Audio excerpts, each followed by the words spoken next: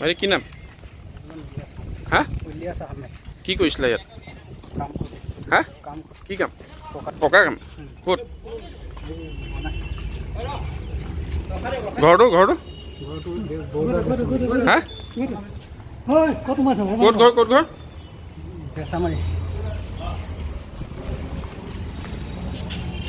বনাই আমি ষ্টেণ্ড লৈ আছিলোঁ ছোৱালীজনীৰ ঘৰত ঘূৰি ফুৰিছিলে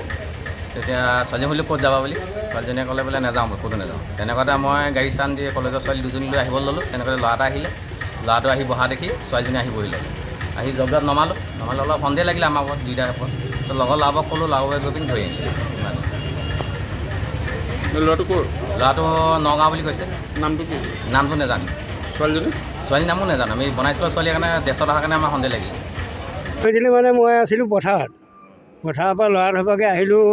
আহি পেলাই ভাতকেইটাও খাবলৈ নাপালোঁ ভৰি হাতকেইটাকে ধুই পেলাই যেনে তেনে মই মাষ্টৰে খবৰ দিলে যে আপোনালোকৰ পূৰ্ণিমা বৰুৱাক এই কোনোবা ল'ৰা এটাই মানে ৰাস্তাৰ পৰা অ'টোখনত লৈ গুচি গৈছে বুলি কৈছে হা কোনে নিলে কি কথা বুলি মানে ভাবোঁতে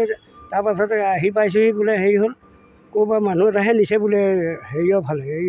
শিৱসাগৰ ছাইডে নিছে বুলি কৈছে তাৰপাছত আকৌ কৈছে বোলে নহয় এই জগদুৱাতে পাব্লিকে ৰাখিলে আপুনি অতি সোনকালে যাওক বুলি কৈছে আৰু মই এতিয়া ল'ৰা ধপকে আহি পেলাই ইয়াৰ পাইছোঁহি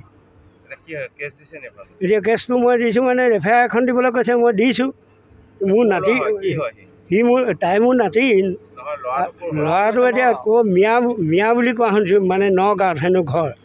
সিহঁতি আমতলত হেনো কাম কৰি আছে কেইটামানে সি আকৌ সেই অটোখনতে উঠি আহিছিলে বুলি কৈছে ছোৱালীজনীক সুধিলে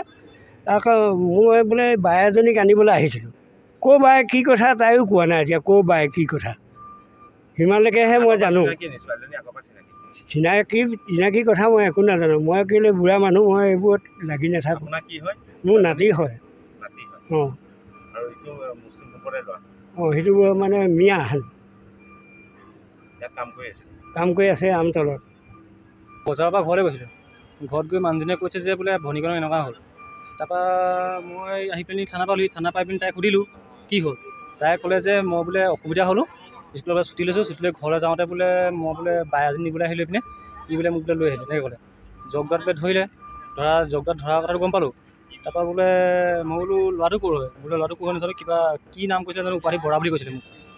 কিন্তু জনামতে এতিয়া ল'ৰাটো এতিয়া নগাঁও সি মুছলিম ল'ৰা এই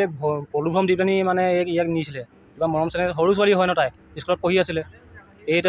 7-8তে পঢ়া তাইক মৰম চেনেহ দিছে মৰমত কথা কৈ চাগে তাই চাগে লৈ গুচি আহিলে এনেকৈ কিবা ভুৱা দি আমাৰ ছোৱালীজনীক লৈ আহিছে তাই সি আমি কেছ দিছোঁ মই ছোৱালীজনী দদায়েক হয় আগৰ পৰা চিনি পায় নেকি সিমানটো কোৱা নাই আমাক ইমানটো কথাবিলাক দিয়া নাই যিমানকৈ সুধিব পাৰিলে সিমানকেইটা কৈছোঁ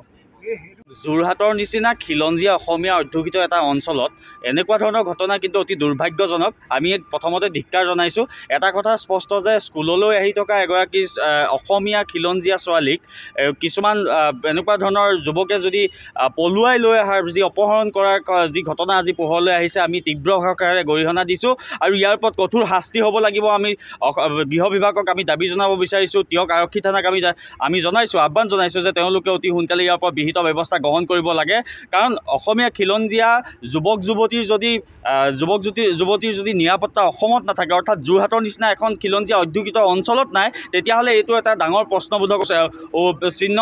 উৎপত্তি হৈছে আমি এটা কথা স্পষ্ট ৰূপত ক'ব বিচাৰিছোঁ এইগৰাকী যি 8ত পঢ়ি থকা ছোৱালীগৰাকীৰ যি অপহৰণ কৰি অনাৰ বুলি ইতিমধ্যে পৰিয়ালে এজাহাৰ দাখিল কৰিছে ইয়াৰ ওপৰত কঠোৰ ব্যৱস্থা হ'ব লাগে আৰু আমি ছাত্ৰ সন্থাই দাবী জনাইছোঁ ইয়াৰ ওপৰত যিগৰাকী